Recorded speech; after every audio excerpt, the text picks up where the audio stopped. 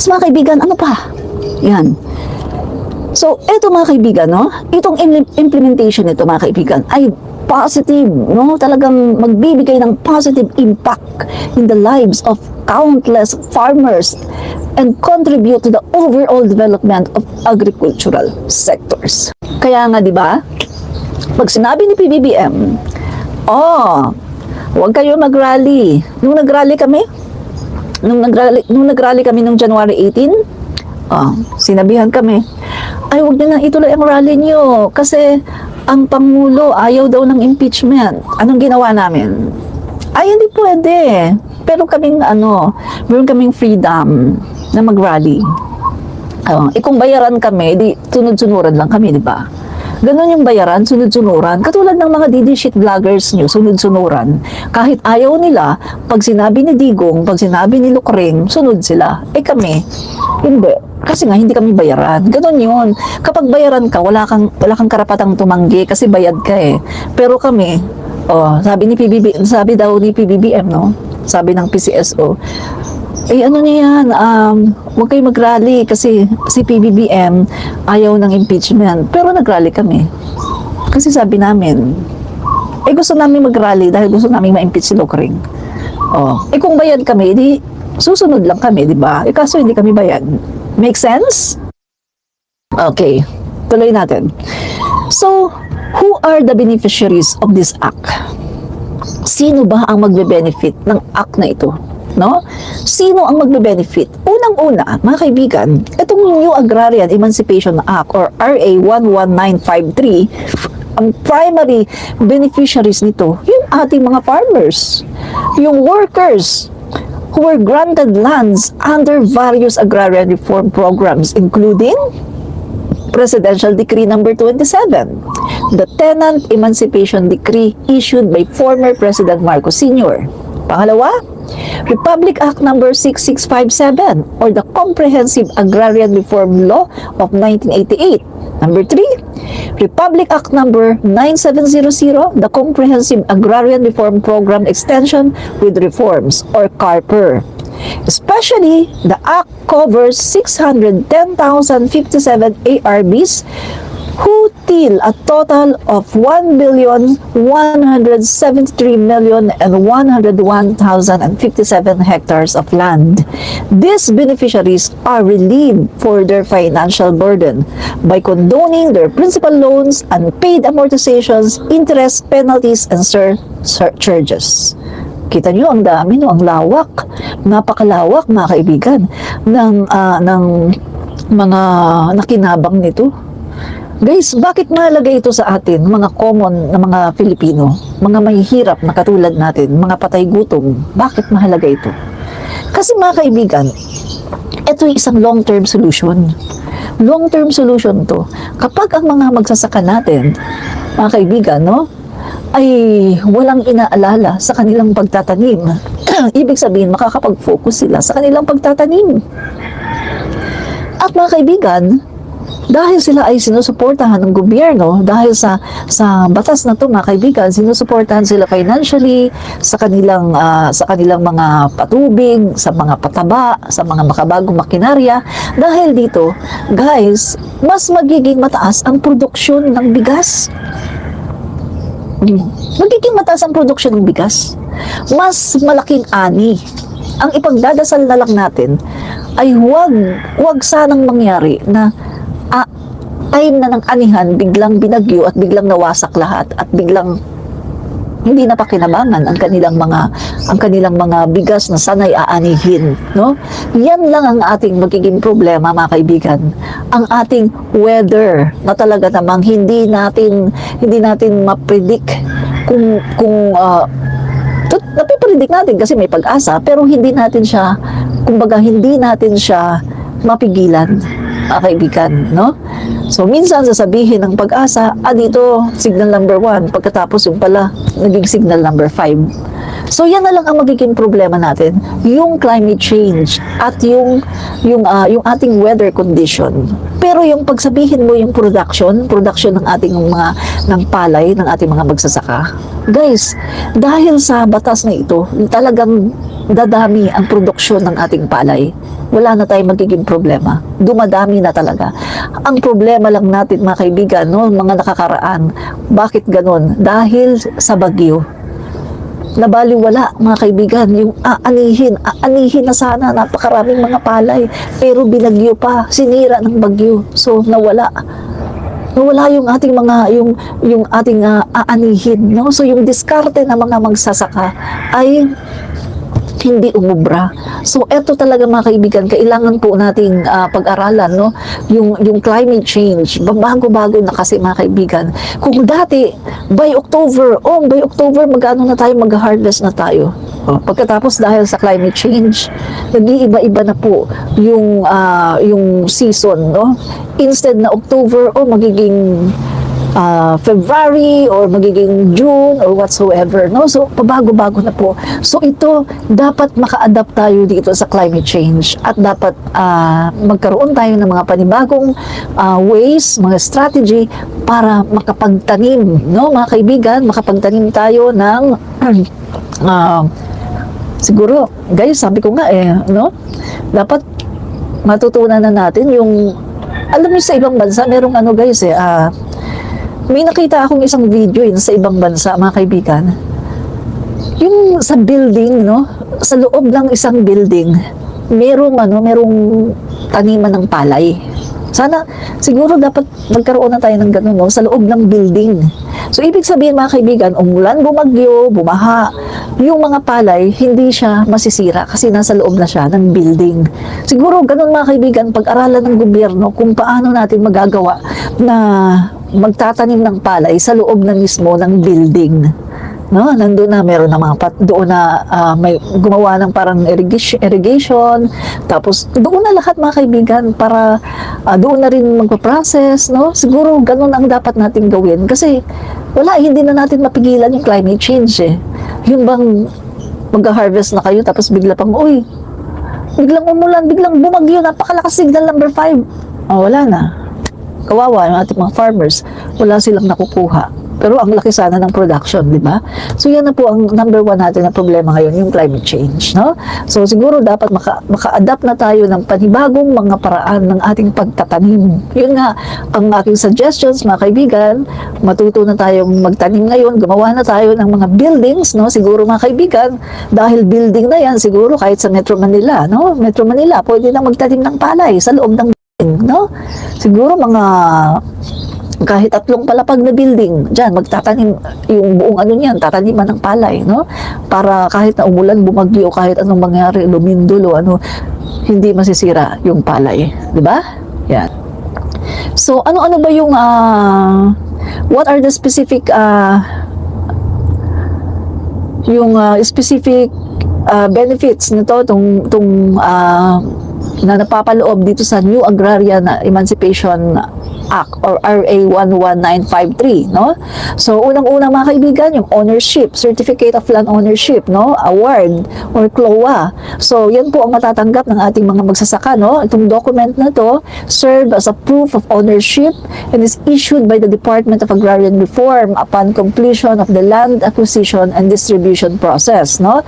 So, yan po, mga kaibigan, magkakaroon sila ng CLOA, Certificate of Land Ownership Award. Tapos, clear title. Ito na, mga kaibigan, yung clear na talaga na titulo, no? The Act cancels mortgage liens, ensuring clear ownership of the awarded lands free from any encumbrances. Yan. So, yan, mga kaibigan, ha? At ano pa yung pangalawa? Restrictions and conditions. So, ito, mga kaibigan, maximum area beneficiaries are generally limited to owning a maximum of 3 hectares of agricultural land. So, ano pa, mga kaibigan, no? So, yung sinabi ko na kanina, tax exemptions. So, access to support services. Yung mga facilities, yung mag-grant din sila ng kanilang mga credit, no? Pwede silang mangutang doon sa mga pang-gobyernong mga bangko, no? Ano pa, collective ownership, mga kaibigan. Ang beneficiaries din ay pwede silang beneficiaries can opt for collective ownership through cooperatives or associations, allowing them to manage and utilize the land collectively. The total area awarded to collective cannot exceed the prescribed limit multiplied by the number of members, no? So, ayan mga kaibigan, no? Ang positive impact nito, yun nga, wala na silang iisipin na iba na tungkol sa mga pagbabayad ng utang. Ang iisipin na lang nila ay ang increased productivity ng kanilang mga pagtatanim. Tataas din mga kaibigan ang kanilang level ng kanilang pamumuhay, no? Kasi mga kaibigan, no, ang ating mga farmers, sila yung tinatawag natin na guys, no? Dito sa bansa natin, sa Pilipinas, yung mga farmers mahihirap, di ba? Pero sa ibang bansa, lalo na sa Japan, ang mga farmers, pag sinabi mong farmers, mayayaman yan. Pero dito sa bansa natin, pag sinabi mong farmers, mahirap, di ba? So, yun ang mga kaibigan, ang gustong itaas, ang gustong iangat ng batas na ito, na pag sinabi mong farmers, dapat hindi na mahirap, dapat mayaman, no? Katulad po sa ibang bansa, lalo na sa Japan, pag sinabing farmers, mayaman yan, di ba? So, yan ang mga kaibigan, no?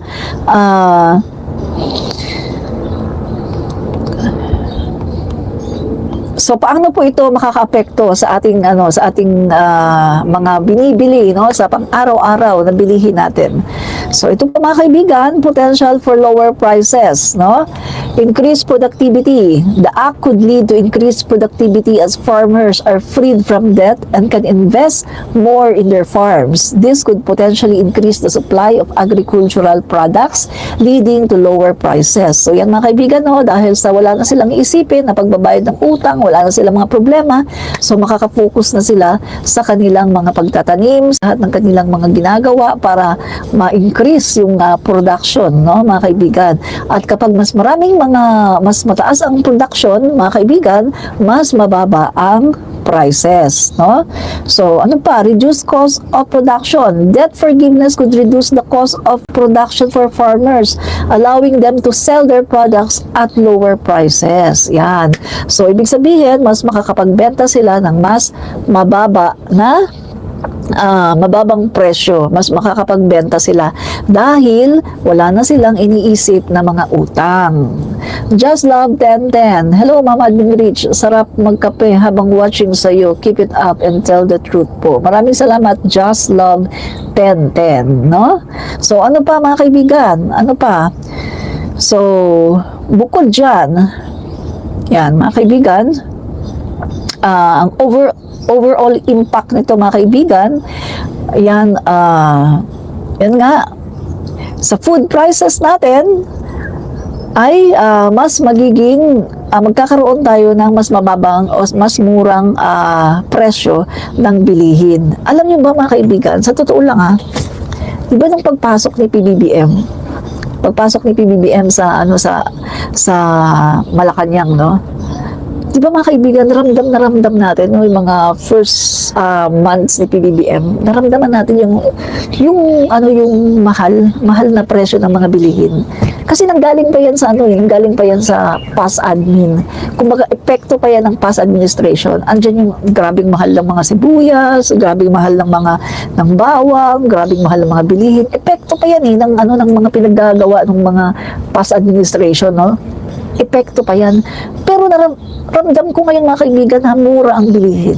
Sa totoo lang, ramdam ngayon ang mura ang bilihin. Ngayon, chicken, nakakabili na ako 100 plus. 100 plus na isang kilo ng manok. Tapos, nakakabili na kami ngayon ng mga gulay na hindi na kasing mahal noon. Tapos, ang sibuyas, bawang, luya, lahat-lahat mga kaibigan. Yung mga binibili naming isda, bangus. Guys, sa totoo lang ramdam ngayon yung pagmura ng bilihin kaysa nung pagpasok ni PBBM na naging Pangulo siya. Kasi nga, guys, epekto pa yun ng mga past admin. Epekto pa yun ng mga ginawa noon ni Duterte. Yung pagmahal ng mga bilihin nung pagpasok ni PBBM. Tapos ang ginawa ng mga division, isinisi kay PBBM. Pero ang katotohanan, hindi si PBBM ang may gawa noon. Epekto pa yun ng mga nakakaraang administrasyon. Diba? Lalo na yung ginawa ni Duterte. na yung ginawa niyang pinirmahan niyang batas, yung sa rice tarification law. O, di ba? Tapos yung mga food, yung ginawa pa ng mga dilawan, no, ng mga food terminal, pinagtatanggal. So, epekto pa yun, mga kaibigan, no? Lalo na yung kay Duterte, talagang talamak na grabe, mga smuggling, mga rice cartel, di ba? So, effect yun, panahon ni Duterte. Pero ngayon, tingnan nyo ngayon, mga kaibigan. Ngayon, ramdam na ramdam ko. Talaga, mga kaibigan, hindi ako nagbibiro, ramdam na ramdam namin kapag namamalengke. Nagmumura talaga ang mga bilihin. Dati nga, hindi na ako nakakabili ng 100 plus isang kilong manok. Walang 100 plus na isang kilong manok noon. Guys, sa totoo lang. Ngayon, nakakabili ako. Nagugulat nga ako, 130 lang yan, isang kilong manok, 130. 140 lang yan. Nagugulat ako dati, magkano ang kilo ng manok dati. Tapos yung mga vegetables, hindi ka makakabili dati ng mga mura. Sa totoo lang, pero ngayon ang mumura na. Sibuyas nga, dami nga namin sibuyas kasi ang mura-mura ng mga sibuyas. Dati, di ba, yung inireklamo nila isang sibuyas na maliit, magkano daw? Meron daw 50 pesos, may 60 pesos. Ngayon sibuyas, guys, ang dami namin sibuyas sa rep. Kasi ang mumura. Yan yung mga kaibigan, no? So, pagpasok po ni PBBM, yung mahal na mga presyong bilihin yun, hindi po yun kay PBBM, epekto yun ng Duterte administration. Di ba? Yun, mga kaibigan, no? So, okay, bakit mas mahalaga itong batas na ito kaysa pagpasok ni PBBM maging 20 pesos ang kilo ng bigas? Bakit mas mahalaga ito? Kasi unang-una, kahit gawin ni PBBM na 20 pesos ang kilo ng bigas, hindi naman stable. Hindi yan stable eh. Pabago-bago ang presyo ng mga bilihin. Pabago-bago ang presyo ng bigas. Sabi ko nga kanina, pag tumaas ang presyo ng langis, wala na, apektado na. Mataas ang inflation, apektado na yan. Mataas ang mga ang insidente ng katulad ng mga gera-gera yan sa Ukraine, sa Russia, tapos merong pang mga pirata sa Red Sea, pagkatapos meron pang political disturbances katulad ng ginagawa ng mga Dutertes ngayon, wala. Pag ganun-ganun talaga ang presyo ng bilihin. Pero kapag meron tayong ganitong isang batas, guys, batas na yan. Hindi na yan magiging hindi na yan mawawala, batas na yan, stable na yan. So ibig sabihin, yung mga farmers natin magiging stable sila. At kapag naging stable sila, mga kaibigan, sa kanilang pagtatanim, wala na silang ibang iisipin kundi magtatanim na lang, produksyon na lang, paramihin ang produksyon. Ibig sabihin, mga kaibigan, mas marami ang magiging produksyon nila, mas maging kapakipakinabang yung batas na yan, mga kaibigan. At yan ay mas maraming produksyon, mas magiging mababa ngayon ang kanilang benta. At mas kikita ang ating mga magsasaka at makikinabang dyan ang ating mga consumer. Tayo makikinabang. Diba? Kasi pag wala na silang utang, mas mararamdaman nila ang kita nila. Kaya nga sila halos umiiyak na, mga kaibigan, at halos talagang depressed na kasi hindi nila maramdaman ang kanilang kita. Kasi nga, pag may kita nga sila, diretso bayad. Napupunta lang sa mga bayarin. Mga kaibigan, alam niyo ba, may mga nakausap kami ng mga magsasaka ha? Ang utang niya, alam ba mga kaibigan, yung binura ng Pangulo natin, yung utang niya, umabot sa 1.2 million. 1.2 million. Kasi ilang dekada na daw yung utang niya na yan, umabot ng 1.2 million at umiiyak nga siya, mga kaibigan. Sabi niya, hindi na niya alam kung paano bayaran.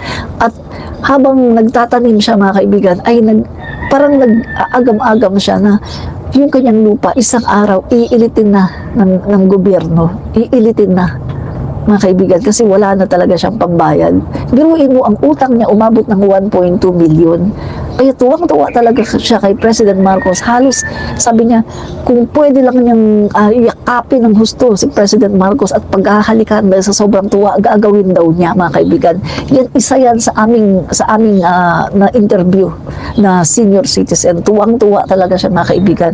Sabi niya, hindi ko akalain na makukuha ko itong aking titulo tapos binura pa ang pagkakautang ko. Hindi ko akala ko mamamatay na lang ako na hindi ko to mararanasan. Oh, di ba?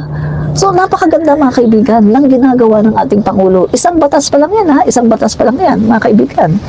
Grabe ha, grabe ang ginawa ng Pangulo natin. Pero hindi ito ma-appreciate ang mga DD sheets kasi ang mga DD sheets ay mga tanga, mga bugok, ang mga gago. Ang gusto nila, isa lang ang gusto nila, ilagay, iluklok ang walang hiyang magnanakaw ng confidential funds. Yun lang ang gusto ng mga DD sheets. Walang iba. Wala silang pakialam kahit na walang nagawa, no? Walang nagawa sa DepEd. Wala silang paki kahit na pag nakawan sila ng confidential funds, wala silang pakialam. Basta gusto nila ilagay yung lukring na yan diyan na maging Pangulo ng Pilipinas. Ganyan ang utak ng mga DD sheets, mga gago, mga bugok ang mga halimaw.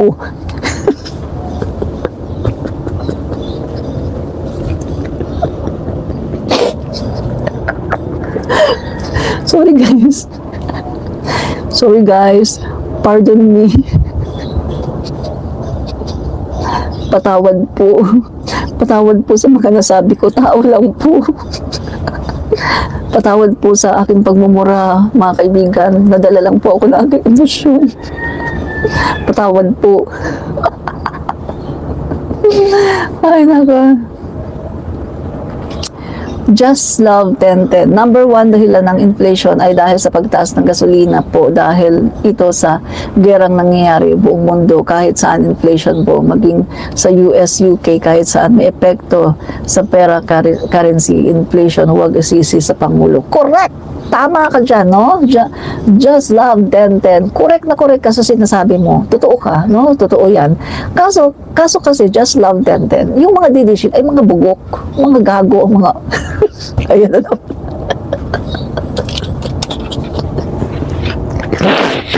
Ayan na naman. Lord, patawad po ah. Nakapagsalita. Patawad po, Lord. Ayoko pa magmura. Yan. Tumpak po ang sinasabi mo, Just Love 1010, no? Ito po kasing inflation, talagang ano yan eh, ganon po yan, no? Hindi po kasi yan stable. Kita nyo naman, hindi pa natatapos yung nagigera. Itong walang hiyang Putin. Hindi pa rin tinitigilan yung Ukraine. Pagkatapos nagigera din yung Israel. Diba? Tapos meron pang mga ibang mga problema, no, international, no. So, mga kaibigan, talagang naapektuhan talaga yung inflation, no. So, hindi po yan kasalanan ng gobyerno, hindi yan kasalanan ng Pangulo, di ba? Ganyan po yan, pero hindi po kasi maintindihan ng mga DD sheets eh. Tingnan nyo ha, mga kaibigan na, di ba nung grabe yung inflation, tumaas talaga kasi ongoing ang gera ng Ukraine, Russia, Israel, nakikipaggera din. So, ano ginawa ng Pangulo natin? May ginawang programa ang Pangulo natin para maibsan yung mga paghihirap ng mga taong bayan. Ano yun? Ginawa ng Pangulo natin ay mas pinarami ang mga financial assistance. Kabi-kabilang Bagong Pilipinas Servisyo Fair, kabi-kabilang presidential assistance, kabi-kabilang mga ayuda, AIX, may tupad, meron pang AKAP, meron pang card, etc. etc. Masama ba yun? Hindi. Bakit hindi masama? Kasi dumidiretso sa bulsa ng mamamayang Pilipino. Kasi nakakatulong sa mamamayang Pilipino.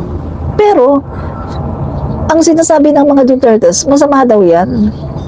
Masama yan. Ayaw ng mga Dutertes, ayaw ng mga DD sheets na inaayudahan ang mga Pilipino. Sa totoo lang, minsan lang naman makatanggap ang mga Pilipino.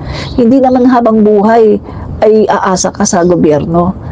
Nagkakaroon lang naman ng ganito karaming ayuda ngayon kasi kailangan, kasi galing pa tayo sa pandemic, kasi tayo ngayon ay nag-a-adjust pa sa buhay natin, di ba? Kaya maraming ayuda. Ako wala akong ayuda since Duterte.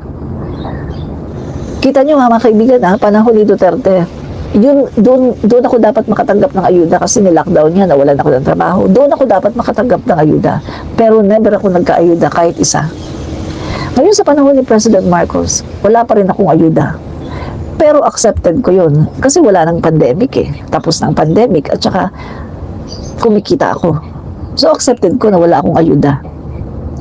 Pero accepted ko rin na merong mga nakakatanggap ng ayuda kasi kailangan talaga nila ng ayuda. Hindi ako naiinggit na wala akong ayuda. Kasi, bakit pa ako makikisama sa kanila magde-demand ng ayuda? Kumikita naman ako.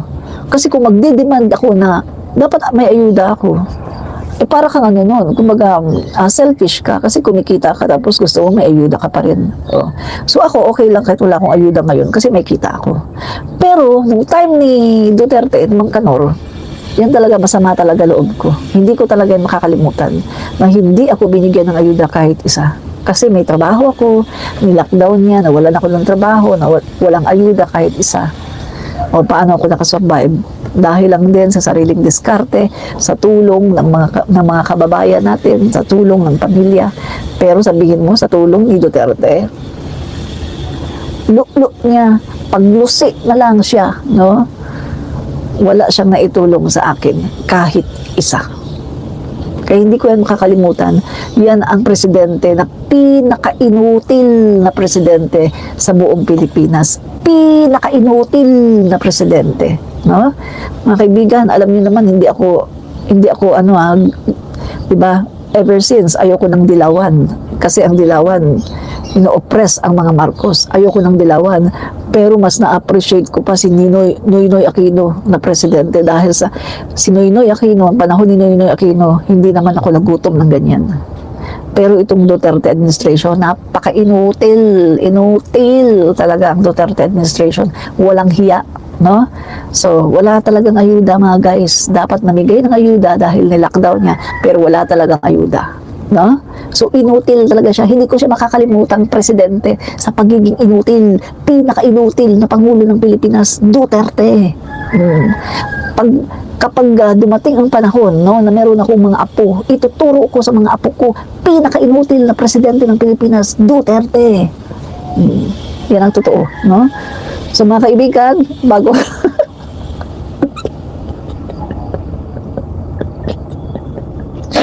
bago pa ako ma-high blood. Maraming po salamat. Bye-bye. Admin Beach po, commentarista. Bye!